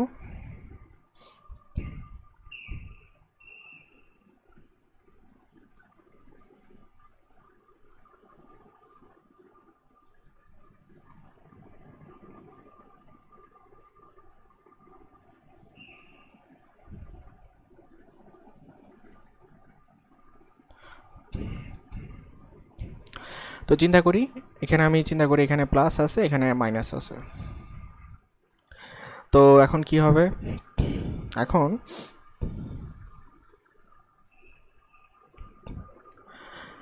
কারেন্টটা আসবে এদিক দিয়ে, তখন কিন্তু এদিক দিয়ে হচ্ছে বাধা পাবে, কারেন্টের রিভার্স বায়াসে আছে, সো কারেন্টটা এদিক দিয়ে চলে যাবে, গিয়ে হচ্ছে এখানে আবার বাধা পাবে, ফলে কারেন্টটা এদিক দিয়ে চলে যাবে, ঠিক আছে? তার মানে এটা ওপেন সার্কিট, এটাও রিভার্স বায়াসে থাকায় ওটাও কি ওপেন সার্কিট। তারপরে এই কারেন্টটা হচ্ছে এখানে এসে এই D3 ডায়োড দিয়ে চলে যাবে, ঠিক আছে? ওকে, আবার যখন এই চিহ্ন সাইনের পরিবর্তন হবে তখন কি ঘটনা ঘটবে?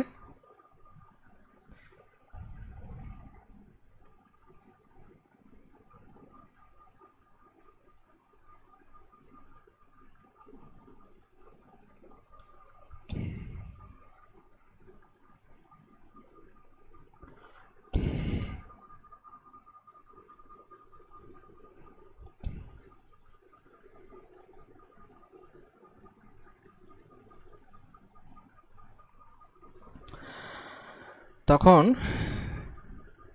এটা হয়ে যাবে মাইনাস, এটা হয়ে যাবে প্লাস, তখন এই দিক দিয়ে তড়িৎ প্রবাহিত হবে। তো এই তড়িৎ প্রবাহটা তখন এই দিক দিয়ে যাবে, এখান দিয়ে কোনো তড়িৎ প্রবাহিত হবে না, ঠিক আছে? কারণ এটা রিভার্স বায়াসে আছে, তো এটা ওপেন সার্কিট। তারপরে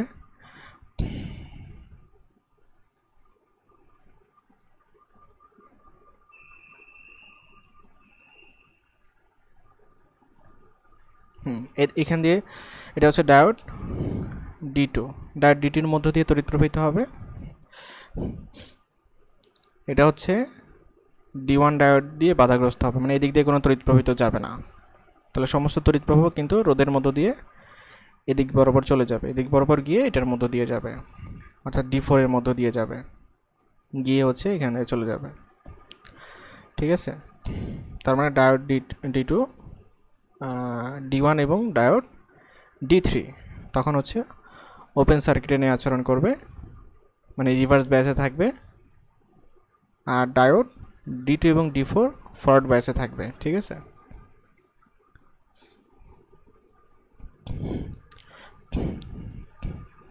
তাহলে আমি এখন এটার চিত্রটা কিভাবে দেখাইতে পারি।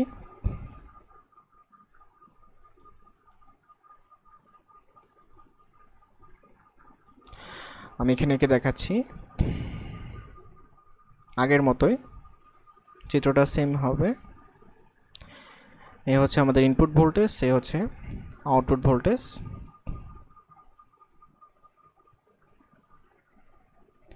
তো ইনপুট ভোল্টেজে আমরা কি করছি, একটা সাইনোসয়েডাল ভোল্টেজ এখানে অ্যাপ্লাই করেছি। তো তার রেসপেক্টে আমরা দেখব যে আউটপুটটা কীরকম হয়। এটা হচ্ছে পজিটিভ হাফ সাইকেলের জন্য চিন্তা করি। ইনপুটে যদি আমি চিন্তা করি পজিটিভ হাফ সাইকেলের জন্য, এখানে এটা প্লাস, এখানে এটা মাইনাস। তাহলে তখন হচ্ছে ডায়োড D1 এবং D3 ফরওয়ার্ড বায়াসে, তখন এখানে একটা পটেনশিয়াল রোধের অ্যাক্রসে একটা ড্রপ হবে, সেটা হচ্ছে V। ঠিক আছে, কারেন্টের ডিরেকশন হচ্ছে এই যে বাম থেকে ডানে। তাহলে এখন হচ্ছে ফরওয়ার্ড বায়াসে থাকার সময় পজিটিভ হাফ সাইকেলের জন্য এখানে আমি ইনপুটে পজিটিভ হাফ সাইকেলের জন্য আমি যেটা পাচ্ছি সেটা হচ্ছে D1 এবং D3 ফরওয়ার্ড বায়াসে, আর বাকি দুইটা রিভার্স বায়াসে। এরপর আসে নেগেটিভ হাফ সাইকেল। ঠিক আছে, নেগেটিভ হাফ সাইকেল অবস্থা হচ্ছে প্রাইমারিতে যদি নেগেটিভ হাফ সাইকেল হয়, তাহলে সেকেন্ডারিতে অবস্থা হচ্ছে এটা মাইনাস, এটা প্লাস। তো নেগেটিভ হাফ সাইকেলের জন্য চিন্তা করি D4 আর D2 এটা হচ্ছে ওপেন, সরি এটা হচ্ছে মানে শর্ট, আর বাকি দুইটা ওপেন, মানে হচ্ছে বাকি দুটো রিভার্স বায়াসে আছে, আর এই D2 এবং D4 এটা ফরওয়ার্ড বায়াসে আছে। তাহলে ফরওয়ার্ড বায়াসে থাকা এটার মধ্যে দিয়ে তড়িৎ প্রবাহিত হবে। তো চিন্তা করি আগের যে ডিরেকশনে তড়িৎ প্রবাহিত হয়েছিল এখনও সেম ডিরেকশনে তড়িৎ প্রবাহিত হবে, তার মানে ভোল্টেজ ড্রপটা সেম। ঠিক আছে, ভোল্টেজ ড্রপটা কিন্তু সেমই হবে। তার মানে ইনপুটের নেগেটিভ হাফ সাইকেলের জন্য আমি আউটপুটে পজিটিভ হাফ সাইকেল পাচ্ছি, কিন্তু এক্ষেত্রে D2 এবং D4 থাকবে হচ্ছে ফরওয়ার্ড বায়াস। একইভাবে ইনপুটে পজিটিভ হাফ সাইকেলের জন্য আবার D1 এবং D2 থাকবে হচ্ছে ফরওয়ার্ড বায়াসে। আবার ইনপুটের নেগেটিভ হাফ সাইকেলের জন্য এখানেও পজিটিভ হাফ সাইকেল পাবো, আউটপুটে পজিটিভ হাফ সাইকেল পাবো, এবং তখন D2 এবং D4 থাকবে কি ফরওয়ার্ড বায়াসে। এভাবে চলতে থাকবে।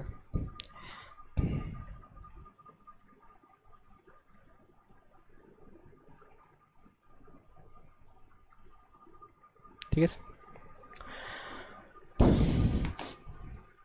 তাহলে এখানে কিন্তু আমরা চারটা টায়ার দিয়ে এসি প্রবাহকে, দ্বিমুখী প্রবাহকে আমরা একমুখী প্রবাহে পরিণত করলাম। তাহলে এখনও কিন্তু আমরা ডিসি প্রবাহ পাইনি। তাহলে এখন কথা হচ্ছে ডিসি প্রবাহটা কীরকমভাবে পাবো। ঠিক আছে, হ্যাঁ, এটার পরবর্তীতে আমরা আরও ক্যাপাসিটর ইউজ করে, ঠিক আছে, আরও বেশি পিউরিফিকেশন করলে, পরে মডিফিকেশন করলে এখান থেকে পালসেটিং ডিসি পাওয়া যাবে। ওটাকে আরও বেশি ক্যালকুলেশন করলে, আরও বেশি ইয়া করলে ওখান থেকে একদম পিওর ডিসি পাওয়া যেতে পারে। ঠিক আছে, ক্যাপাসিটর ইউজ করে এটা করা হয়।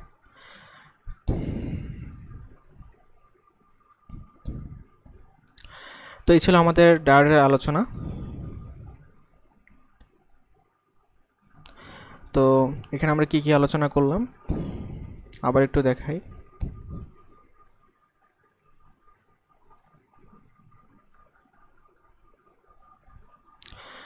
ডায়োডের biasing, forward bias, reverse bias, ডায়োডের ম্যাথ, ঠিক আছে। তারপর হচ্ছে পিএন জাংশন ডায়োডের বৈশিষ্ট্য, তারপর হচ্ছে ডায়োডকে আমরা কীভাবে রেকটিফায়ার হিসেবে ব্যবহার করতে পারি, ফুল ওয়েভ রেকটিফায়ার এবং হাফ ওয়েভ রেকটিফায়ার কীভাবে ইমপ্লিমেন্ট করা যায় ডিটেলস আলোচনা করলাম।